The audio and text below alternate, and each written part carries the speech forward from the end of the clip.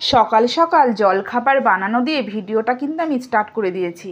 আর এখন সকাল বলতে ভোর 4:30 মতন বাজে। ছেলে স্কুলে যাবে, তো সেই কারণে টিফিন বানানোর জন্য দেখো আমি কিচেন রুমে সবার প্রথমে চলে এসেছি। আর আজকে টিফিনে কিন্তু তড়কা ডাল বানানো হবে। আর দেখো ওইদিকে আমি যেহেতু ছেলে জলখাবার বানাবো, এখন টিফিন বানাবো। তো ছোট ছেলে জানো তো প্রতিদিন উঠে পড়ে, মানে বড়টা ওঠে না, ছোটটা উঠে পড়ে। এখন 4:40 মতন বাজে।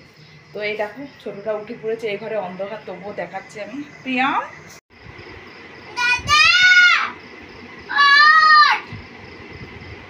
এই আস, দেখ ভাই উঠে গেছে, ভাই ডাকছে। ওঠ ওঠ ওঠ ওঠ, স্কুলে যাবি, জায়গা পাবি না, তাড়াতাড়ি ওঠ। প্রিয়ম তুমি ঘুমিয়ে পড়ো, তোমার স্কুল 8টার সময়, উঠো না। হাঁটতে যাবো না কেন? তুমি ঘুমাও ঘুমাও।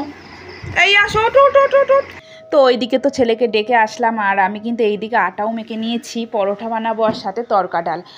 আর এই দেখো ছোট ছেলে কিন্তু আমার সাথে প্রতিদিনই উঠে পড়ে ভোরবেলা 4:30-র সময়। আর ছেলেকে 4:40-এ ডাকে, আর আমি 4:30-য় উঠি। তো যাই হোক, একটা রুটি ছেঁকে নিলাম, এই রুটিটা দিয়ে আর কি কনডেন্স মিল্ক লাগিয়ে দেবো, সেটা দিয়ে খেয়ে যাবে। আর তড়কা ডাল পরোটা নিয়ে যাবে।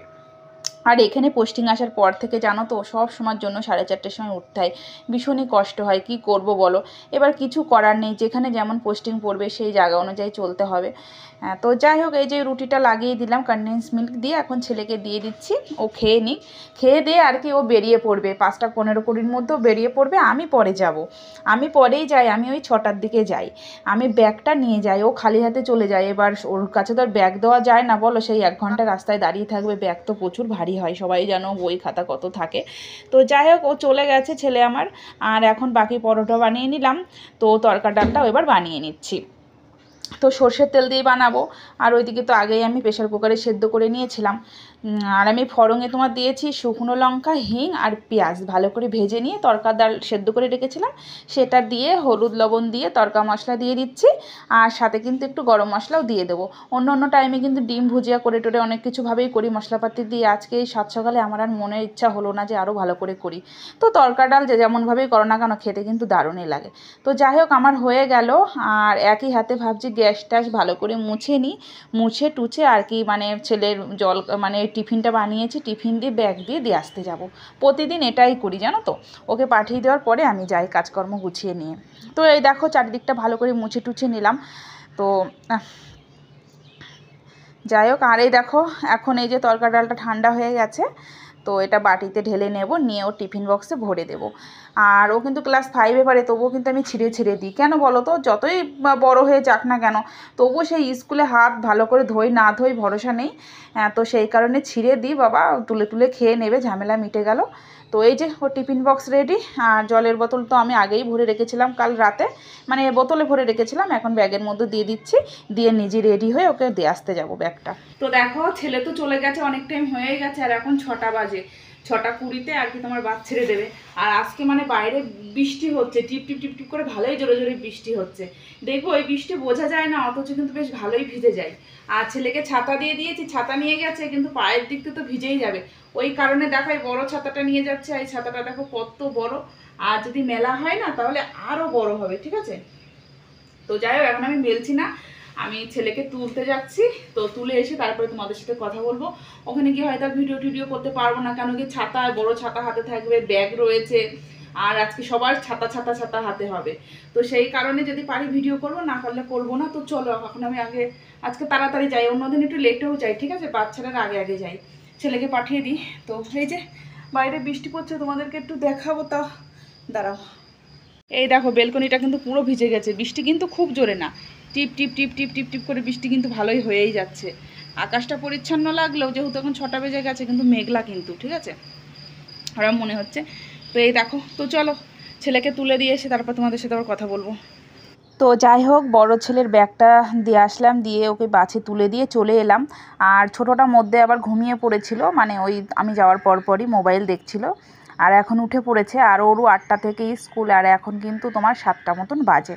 তো বিছানা ক্যাটা কাপড় সব তুলে নিচ্ছি, তুলে নিয়ে আবার ওকে রেডি করাতে হবে। তাহলে ভাবতে পারছো প্রতিদিন আমার যুদ্ধ শুরু হয় সেই ভোর 4:30 থেকে সেই রাত 11টা পর্যন্ত, প্রতিদিন মানে ভীষণই কষ্ট হয়ে যায় কি বলবো। তো যাই হোক বিছানা টিছানা গুছিয়ে নিলাম। আর এইদিকে দেখো জামা কাপড়ের অবস্থা দেখো, এটা কিন্তু প্রায়ই হয়, ঠিক আছে, প্রায়ই হয়, আবার প্রায়ই গোছাই, কি আর করব বলো, এটা আমার না সবারই হয়ে যায়, সে বাচ্চা ঘরে থাকুক আর না থাকুক সবারই হয় জামা কাপড় এলোমেলো। তো গুছিয়ে গাছিয়ে নিচ্ছি। আর আজকে তোমাদের সাথে আমি শেয়ার করব যে হাজবেন্ডের সাথে কোয়ার্টারে থাকলে বেশি ভালোবাসা বাড়ে নাকি তার থেকে দূরে থাকলে বা বাড়িতে থাকলে ভালোবাসা বেশি বাড়ে। আসলে এখন আমার হাজবেন্ড আমার কাছে নেই, ও মানে ওকে অন্য জায়গায় পাঠিয়েছে, আমি তোমাদেরকে তো বলেইছি কোথায় পাঠিয়েছে। তো সেই কারণেই মানে আমি বুঝতে পারছি যে দূরে থাকলে ভালোবাসা বেশি বাড়ে নাকি কাছে থাকলে ভালোবাসা বেশি বাড়ে। তো তোমাদের সাথে একটু পরে শেয়ার করব, আগে ছোটো ছেলেটাকে স্কুলে পাঠিয়ে দিই, তো তারপরে শেয়ার করব। তো যাই হোক এইদিকে বই খাতাটা একটু ভালো করে গুছিয়ে গেছিয়ে নিলাম, গুছিয়ে গেছিয়ে নিয়ে ঘর দৌড়টা ঝাড়ু দিয়ে নিচ্ছি। তো ঘর দৌড় ঝাড়ু দিয়ে আর কি ছোটো ছেলেকে আমি রেডি করব। আর আমাকে কয়েকজন জিজ্ঞাসা করেছে যে দিদি ভাই তুমি কোথায় পোস্টিং আছো। তো আমি অনেকবারই কিন্তু মানে যারা জিজ্ঞাসা করে কমেন্টে লিখি যে আমি কোথায় আছি। তো যারা আমার নতুন ভিউয়ার্স হচ্ছে বা সাবস্ক্রাইবার হচ্ছে তারা কিন্তু জিজ্ঞাসা করছে, তো তাদেরকে বলতে চাই আমি এখন উড়িষ্যায় আছি, আর এর আগে কিন্তু আমি কলকাতায় পোস্টিং ছিলাম। গুড মর্নিং দোস্ত, আমি স্কুলে যাচ্ছি লিখতে। তো যাই হোক ওইদিকে ক্যামেরা অন ছিল, ছেলে কী বললো। আর এইদিকে দেখো এখন ছোটো ছেলেরও সেই একই টিফিন দেওয়া হচ্ছে, তরকা ডালার পরোটা। তো ওর ব্যাগটাও ভালো করে গুছিয়ে গেছি, রেডি করে দিয়েছি। আর এখনও নিজে নিজেই জুতো পরছে, তো এই যে বেরিয়ে পড়ছে। তো চলো ছেলেকে উঠিয়ে দিয়ে তারপরে তোমাদের সাথে আবার কথা বলবো। এই হচ্ছে আমার প্রতিদিনের ডিউটি, একবার বড় ছেলে একবার ছোট ছেলে। এর আগে যখন হাজব্যান্ড ঘরে ছিল তখন হাজব্যান্ডেরও মানে টিফিন বক্স রেডি করা, সত্যি বাবা। তো যাই হোক ছেলেকে তুলে দিয়ে চলে এসেছি, আর এসে আগে নিজের জন্য চা বানাচ্ছি। তোমার একটু চা চিনি আর যেই টি মশলা হয় সেটা দিয়ে নিয়েছি, ব্যাস দিয়ে আর কি চাটা ছেঁকে নিয়ে আগে আমি চাটা খাবো। মানে এটা না খাওয়া পর্যন্ত আমার আর কিছুই ভালো লাগছে না।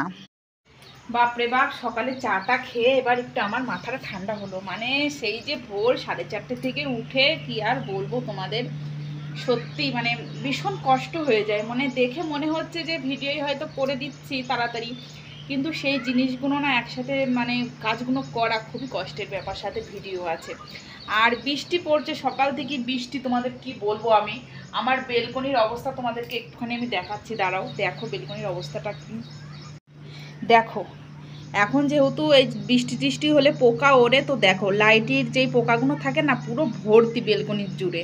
তো আমার এই বেলকনিটা এখন ধুতে হবে, না মুছলে হবে না, মানে এতটাই নোংরা হয়ে গেছে। আর ওই পাশে দেখেছো ছেলেদের সমস্ত কী সব বোট টোট রেখেছে সব তুলে, এই দেখো এখানে এখন আমি তোমার ধোবো, ধুয়ে তারপর ঘর দোর সব মুছে নেব। তো দেখো ঘরটা মোছার আগে ভাবলাম যে সকালে তো রান্নাবান্না করলাম, মানে জলখাবার বানিয়েছিলাম, সেই সমস্ত বাসনপত্র অনেক কিছু বেরিয়েছে, এবার এগুলো ধুয়ে নিই। তো যাই হোক এবার তোমাদেরকে বলি, মানে আমার যেটা মনে হলো, যেহেতু হাজব্যান্ডের সাথে 10 বছর ধরে কোয়ার্টারে আছি, তো মধ্যে মাঝে এখানে ওখানে যাই আবার চলে আসে।